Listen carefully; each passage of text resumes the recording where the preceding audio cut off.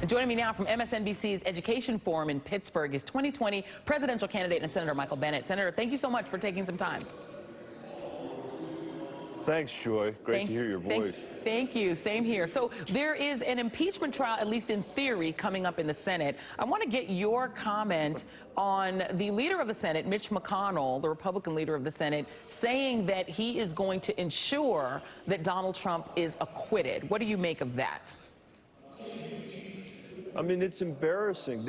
Not only did he say that, but I don't have exactly the language, but he said something like, I'm going to follow the president's lawyer's lead. And that's not what the majority leader of the Senate is supposed to do. This is an oversight responsibility that we have, and I guess it's not surprising, but it is embarrassing that he would say these things. Yeah, and you know, the second article of impeachment is the one that would seem from a layperson's perspective to be the most potentially tempting to a Republican senator. People in the Senate tend to understand the gravity of their own power, because there are only 100 of you as opposed to 435 people in the House. Yep. And so the idea of being a co-equal branch of government, in a sense, kind of looms larger for a senator.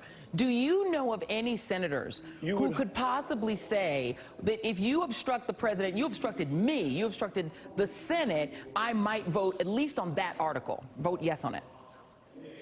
You would hope so. I mean, you know, there were some Republicans, not many, but there were some Republicans who, when President Trump declared his fake emergency to reprogram money for the wall, there were some Republicans who said, no, that's Congress's job. We have the power of the purse. And just like they asserted independence then, maybe they'll do it again. It is a testament, though, to how much the Republican Party has become Donald Trump's party, that Majority Leader McConnell feels the need to say publicly that he's going to follow the lead of the president's lawyers. Yeah, and we now have seen Republicans once again vote down an election security bill. That's the third time they've done it. It's the reason that Mitch McConnell is called Moscow Mitch. It's one of the reasons he's called that. Are you concerned that some of your colleagues on the Republican side actually want there to be at least enough foreign interference to keep themselves and Donald Trump in power? I am really concerned about this. I mean, who in the world doesn't want to know what senator won't vote for an election protection bill to keep us safe from Russian aggression? And unfortunately, there's only one person in America who could let that vote go through, and that's McConnell. I think even people in Kentucky should be discouraged about the fact that McConnell doesn't want to allow people to know who supports election protection and who supports the Russians continuing to interfere. Let me tell you something. It is crystal clear that the Ukrainians had nothing to do with the 2016 election, and that the Russians not only interfered, but interfered in a way that was actually material and that continued to interfere today. You'd think that it would be the most basic responsibility of an elected official in Washington to vote for election protection legislation. And I hope these guys pay a real price at the polls for what they're doing. They've exposed America. They've kept us at risk when the intelligence agencies are all telling us that the Russians are attacking us right now.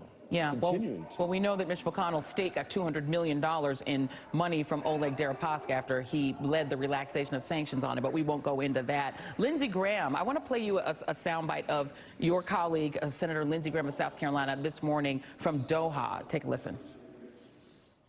If you wonder what's going to happen in Washington, impeachment will be over probably by mid-January. Personally, I think President Trump will come out of this stronger. What do you make of Lindsey Graham? I don't know how long you've known him or how well you know him, but he now seems to be I've known him a long time.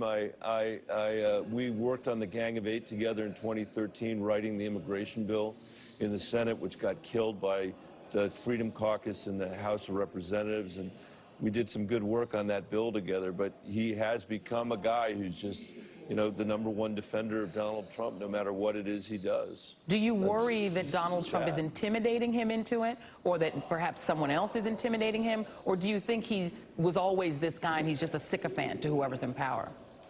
No, I think that sometimes, Lindsey's got an incredible survival instinct, and I think he's probably trying to avoid a primary in South Carolina.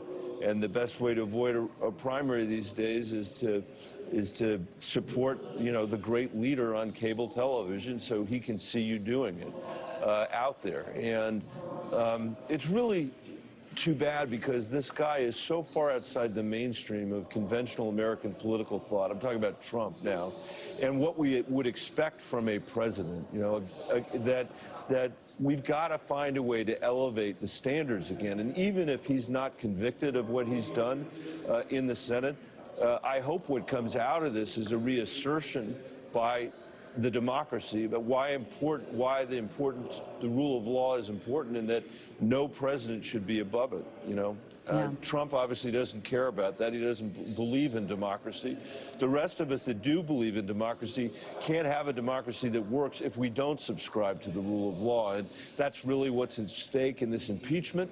But I would say it's also what's at stake as people go to the polls in 2020.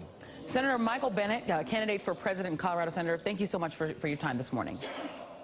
Thanks, Joy. Thank you. Thanks for having me.